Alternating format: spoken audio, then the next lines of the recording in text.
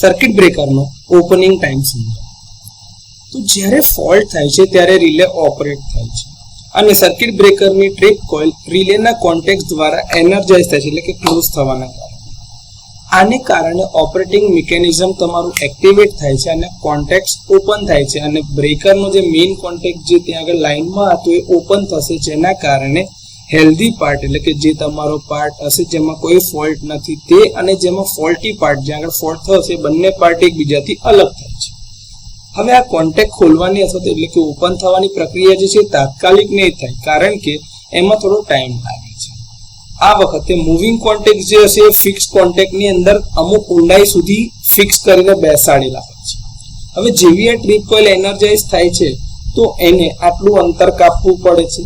આ જે અંતર કાપવું પડે છે જેને ઊંડાઈ અથવા તો વાઇપ કહેવામાં આવે છે, કે ભાઈ જે જોડાણ હોય એંગેજમેન્ટ, ડેપ્થ ઓફ એંગેજમેન્ટ અથવા તો વાઇપ કહેવામાં આવે છે. આટલું અંતર એને કાપવા માટે જે સમય લાગે છે એને ઓપનિંગ ટાઈમ કહે છે. તો ઓપનિંગ ટાઈમની વ્યાખ્યા આ રીતે આપી શકાય કે ટ્રીપ કોઇલ એનર્જાઇઝ થાય તે ક્ષણથી કોન્ટેક્ટ અલગ થાય તે ક્ષણ સુધીનો જે સમય હોય છે તેને ઓપનિંગ ટાઈમ તરીકે ઓળખવામાં આવે છે. તો આ રીતે સર્કિટ બ્રેકરનો ઓપનિંગ ટાઈમ જરૂરી આકૃતિ સહિત સમજી શકાય.